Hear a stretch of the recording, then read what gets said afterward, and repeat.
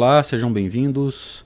Eu sou André Sobreiro e esse é mais um encontro para estudo do livro Céu e o Inferno.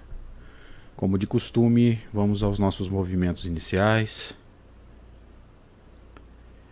Eu vou convidá-los para fecharmos os nossos olhos, agradecendo a Deus pela oportunidade bendita. Por mais esse encontro, Senhor, que os amigos estão assistindo nas manhãs de sábado, pelo amparo espiritual, a visita dos espíritos amigos, nesse momento em que nós buscamos, Senhor, a interiorização, o voltarmos-nos para dentro. Te agradecemos por poder servir. Que seja para todos nós, Senhor, mais um encontro válido, mais um encontro produtivo, proveitoso, mas que seja prazeroso também, Senhor, que seja agradável, que seja gostoso para nós estarmos reunidos nas manhãs de sábado. Obrigado aos espíritos amigos pela presença, obrigado ao nosso anjo guardião. E buscando, Senhor, a simpatia com eles, buscando afinizarmos-nos com as suas boas intenções e apaziguar o coração, nós pedimos permissão para iniciar mais esse encontro, para estudo da obra de Kardec. Que assim seja.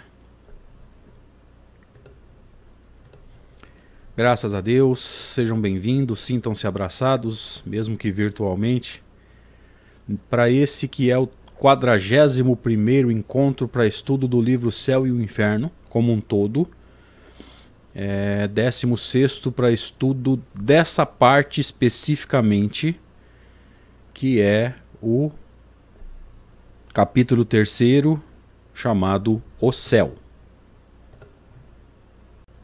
Como de costume, a gente inicia com o último slide da semana anterior, para relembrar conceitos e ir retornando com Allan Kardec nos dizendo assim, eu vou dividir tela agora: como é aflitiva para os corações amantes, para os corações que amam, né? Óbvio que a palavra amante aqui não está no sentido moderno aí que nós conhecemos, pela barreira que coloca entre os mortos e os vivos. Ou seja, se você vai perder um ente querido, você só vai ter acesso a ele se você for para o mesmo lugar que ele. Lembre-se que essa teoria, ela abrange, essa teoria que Kardec está desconstruindo, né? Ela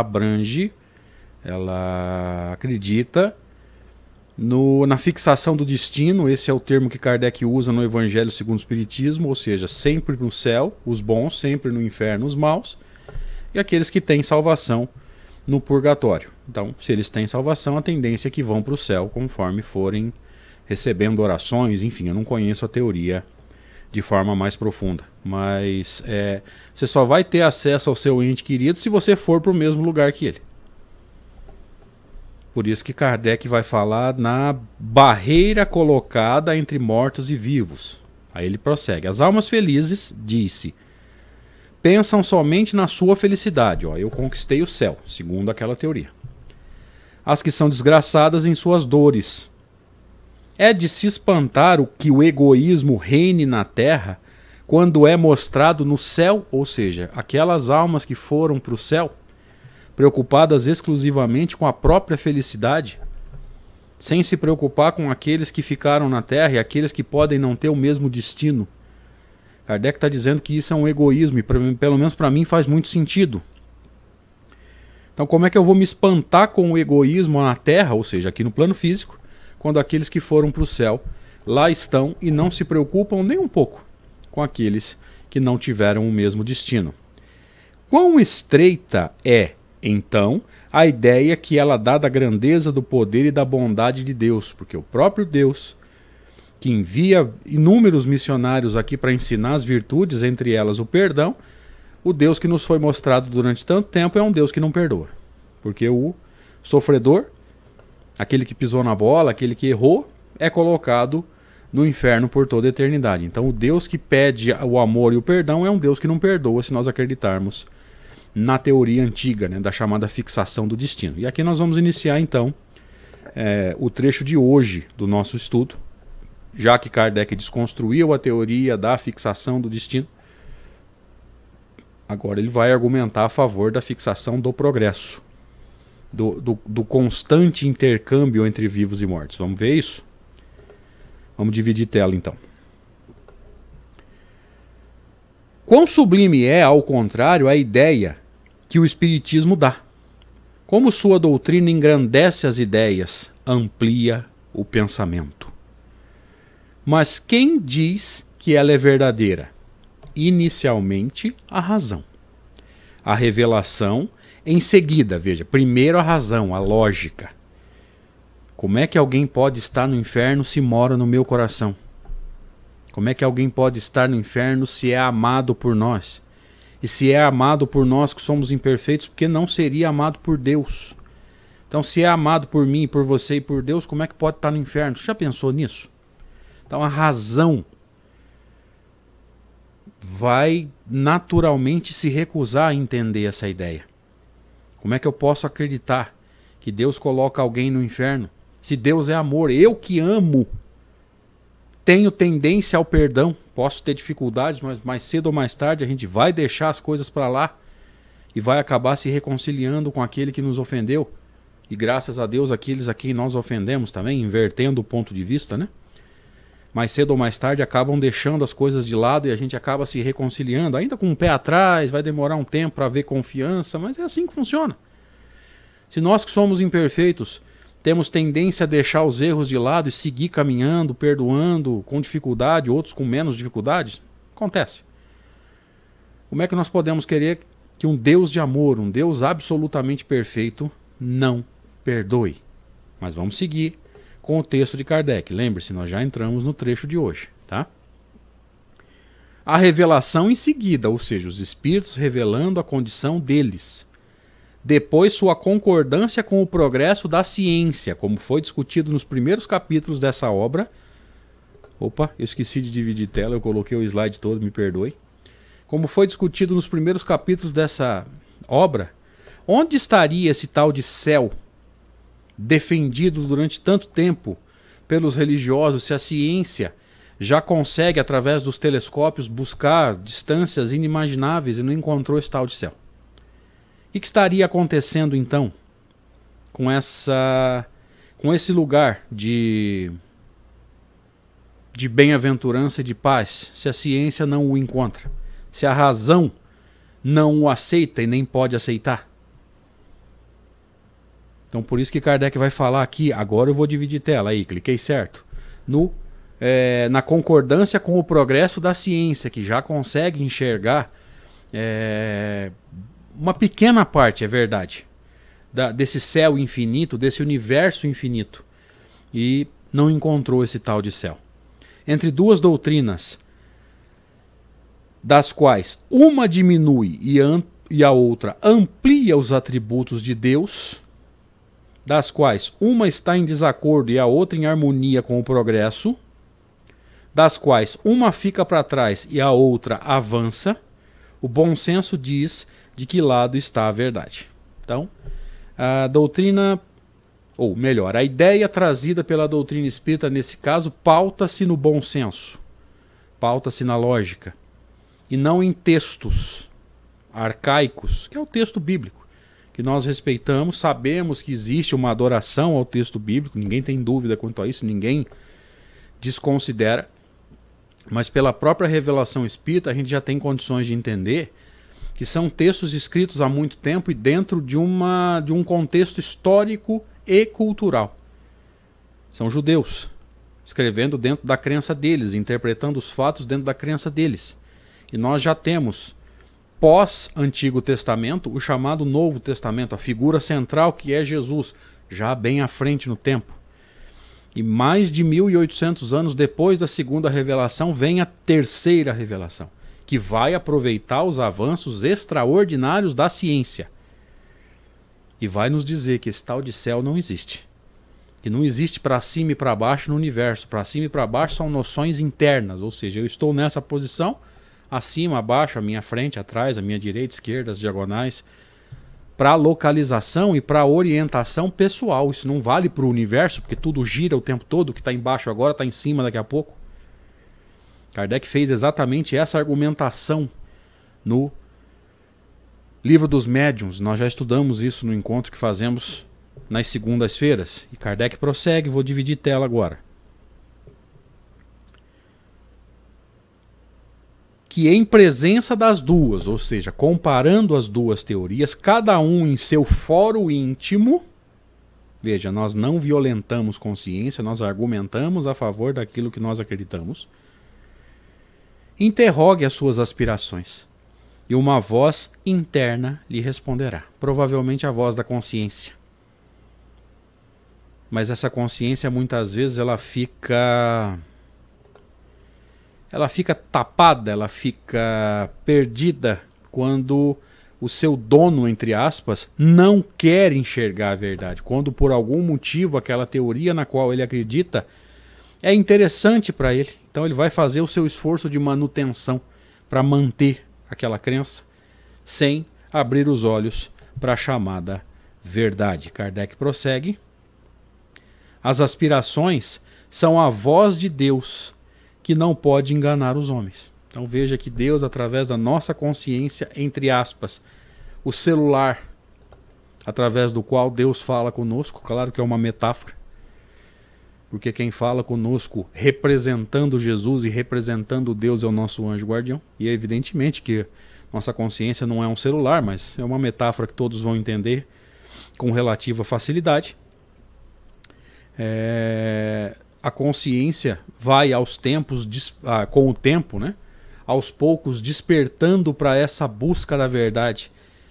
E em determinados momentos a gente já não está mais em condições de ficar mantendo determinadas teorias, a gente já não consegue mais argumentar e a razão se recusa a continuar acreditando. Kardec vai falar sobre isso no Evangelho segundo o Espiritismo, sobre a maturidade do senso moral, que muitas vezes ela independe inclusive do nível intelectual, da posição social, da condição financeira. Ela independe do sexo no qual nós encarnamos, da profissão que nós, com a qual nós conquistamos o nosso ganha-pão. Estudem esse texto, salvo engano, no capítulo 17 de O Evangelho segundo o Espiritismo. E o codificador prossegue. Item 19. Mas, então, por que Deus, desde o princípio, não lhes revelou toda a verdade? Pela mesma razão, Kardec responde argumentando de que não se ensina à infância o que se ensina à idade madura. Lembre-se da teoria que nós citamos agora há pouco, das chamadas 3 revelações, e a revelação ela é sempre feita de acordo com o nível de maturidade, inclusive do senso moral, das pessoas que recebem a revelação. Por que a doutrina espírita chega na segunda metade do século XIX? Porque era o momento em que Deus enxerga a humanidade como madura para entender a terceira revelação. Toda a humanidade? Não. A grande maioria? Talvez. Lembre-se que, infelizmente, o verdadeiro conhecimento espírita tem sido pregado por poucos. Cada pessoa que chega ao movimento espírita chega achando que sabe e pregando ideias próprias. Então nós vamos ter uma grande maioria das casas espíritas trabalhando à moda da casa. Tem um palestrante que usa uma frase que eu acho até engraçada. Ele fala que é o espiritismo à la carte e não à la Kardec. Então pensemos nisso. Cada pessoa que vem para o espiritismo vem achando que sabe e quer adequar a prática espírita às crenças pessoais. Dirigentes fazem isso, médiuns fazem isso, espíritos fazem isso, expositores fazem isso. Ao invés de buscar essa verdade estudando profundamente a obra de Kardec, muitas vezes nós deixamos isso de lado para defender ideias pessoais. E é aí que a gente acaba passando inverdades para os amigos. Há algum problema com isso quando a gente pensa em crença pessoal? Não. Toda a crença é respeitável, nos ensina o Livro dos Espíritos, se leva o ser humano ao progresso e a se tornar melhor. Dizem os Espíritos que as crenças que devem ser combatidas são aquelas que conduzem ao mal. A outra coisa é a gente ensinar inverdades. Eu posso acreditar em inverdades? Se faz de mim uma pessoa melhor, posso. Ensinar inverdades faz de mim responsável por aquilo que eu transmito. Nós estudamos isso um pouquinho para trás, nessa mesma obra que nós estamos vasculhando agora. E Kardec prossegue, ainda no item 19. A revelação restrita era suficiente durante um certo período da humanidade. A fixação do destino, ela supriu a necessidade por uma série de motivos que talvez não vale a pena comentar aqui, vale a pena só tocar no assunto. Durante bastante tempo. A teologia do medo. Ou você faz ou você vai para o inferno. Ou você faz ou você vai sofrer na mão de espíritos atrasados, na mão dos obsessores. Veja que até para nós espíritas, a teologia do medo ainda vale, infelizmente. Nós ainda nos pautamos nesse método de manter as pessoas sob controle, de manter as pessoas trabalhando. Por quê? Ou de que forma? Ameaçando. Se você não trabalhar, seus obsessores com o tempo vão tomar conta de você. Se você não trabalhar, você vai sofrer. Veja que nem no movimento espírita a teologia do medo caiu ainda. E Kardec prossegue. Deus a proporciona às forças do espírito. Proporciona aqui está no sentido de ser proporcional à capacidade de assimilação de ideias dos espíritos. O risco de uma revelação prematura levar alguém a uma interpretação errada é muito grande. Podemos trazer isso na prática agora se nós pensarmos que não é impossível que alguém que descubra que o inferno não existe, aquele lugar de sofrimento com o diabo, os seus anjos, que seriam os demônios, com caldeirões de água fervendo, fogo, etc, etc. Quantos irmãos nossos, se descobrirem que aquilo é só uma figura alegórica, que não existe realmente, que não é um lugar para onde os maus vão, quantos não vão voltar a cair nos mesmos erros? Quantos estão se mantendo sob controle por causa dessa crença? Ah, mas André, nós concordamos com a teologia do medo? Não. Não. Mas em determinadas situações ela ainda se faz necessária. Veja, a maturidade do senso moral, mais uma vez, sendo citada indiretamente e nos remetendo ao estudo desse texto de Allan Kardec, no Evangelho segundo o Espiritismo, salvo engano, repito, no capítulo 17. Muitas pessoas, se perderem o medo do mal, do diabo, do demônio, de ir para o inferno, vão voltar a cometer os mesmos erros. Então, que cada um consiga fazer a sua libertação no seu tempo. Quando conseguir, ao libertar-se, manter a sua conduta reta. E Kardec prossegue. Aqueles que hoje recebem uma revelação mais completa são os mesmos espíritos que já receberam uma revelação parcial em outros tempos. Veja que Kardec está chamando a revelação de completa agora. Isso nos levaria a reflexões muito profundas. Mas somos os mesmos seres, somos os mesmos espíritos que em outro momento histórico, talvez em outro país, em outra cultura, não sei, não tem como saber. E também não faz diferença agora. Já recebemos aquela revelação parcial. Muitos de nós talvez tenhamos nos debruçado sobre os textos de Moisés, os textos do Antigo Testamento. Muitos de nós talvez tenhamos sido escribas dos textos do Novo Testamento, copiando, passando cópia para frente. Muitos de nós talvez tenhamos passado muito próximos das duas primeiras revelações e agora abraçamos também a terceira, e mesmo assim talvez ainda tenhamos certas dificuldades para entender a terceira revelação, que vai trazer para nós uma religiosidade, se é que a gente pode usar esse termo, mas eu vou arriscar usá-lo para que os amigos possam entender as nossas ideias, né? O importante não é o termo, e sim a ideia que a gente quer passar. Talvez revelando uma religiosidade muito à frente da nossa capacidade de compreensão. Por isso que cada pessoa que chega à doutrina espírita tenta moldar a doutrina às suas crenças, porque não está em condições. Para a crença pessoal isso é problema? Não, para a crença pessoal não tem problema nenhum. Se você se torna um dirigente de casa espírita e ensina que aquilo é uma verdade, eu já acho complicado. Se você é expositor espírita, vem aqui para expor isso, eu já acho complicado. Para a sua crença pessoal não tem problema. Ah, então na minha crença pessoal, André, eu posso rezar o terço? É a sua crença pessoal. Você reza como você quiser. Mas estudando a prece segundo o Espiritismo, a gente já entendeu que o importante não é o número de vezes que a gente faz uma prece, sim a paz que ela traz ao coração e o quanto ela abre o nosso campo de pensamento para que os espíritos possam nos orientar. Então não precisa do terço, embora não seja nenhum pecado. Para a sua crença pessoal, sem problema. Se você leva isso para a palestra ou para a casa espírita, ensina isso como sendo espiritismo, aí eu já acho complicado. Eu sempre me posicionei contra. E vamos voltar para o slide aqui, já caminhando para o final.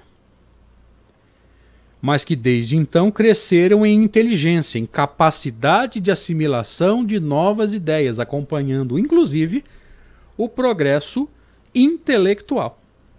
O progresso da ciência, que é citado em vários momentos por Allan Kardec. E talvez esse trecho que nós citamos aqui, né, que ajudou a desmentir o céu, do jeito que a teologia ou do jeito que a religião tradicional nos ensina, né?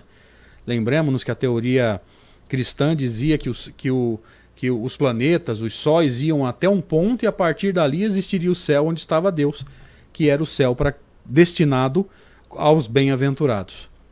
Então, quando Jesus nos ensina que há muitas moradas na casa do meu pai, é um caso clássico de que a ufologia não, desculpem. Uma bela hora para esquecer o nome da ciência, né? A astrologia precisaria, desculpa, a astronomia. Eu não vou cortar esse trecho. Quero que as pessoas entendam que às vezes a gente se embanana toda. A astronomia precisaria revelar muita coisa para a gente entender o que significa essas muitas moradas na casa de meu pai em um dos sentidos que Allan Kardec interpreta, que é a pluralidade dos mundos habitados. Lembre-se que não é só isso. Os diferentes estados da alma na erraticidade também são moradas na casa do pai. Mas era necessário que a astronomia crescesse, se desenvolvesse e mostrasse o tamanho do universo para a gente começar a entender quem é o Deus, inteligência suprema revelado pela doutrina espírita. Há 2000 anos atrás, se Jesus tentasse dizer que essas muitas moradas na casa do pai seriam, por exemplo, planetas, sistemas, galáxias, talvez nós o crucificássemos antes do que o fizemos há mais ou menos 2000 anos atrás. Então era necessário a ciência. Eu acho esse caso o mais tranquilo para a gente entender.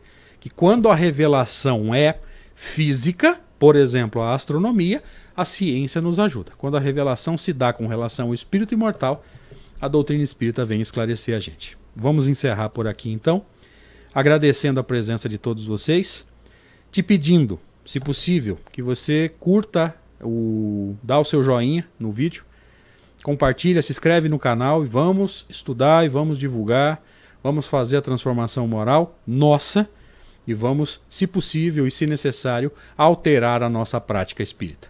Obrigado, gente. Deus abençoe. Até a próxima.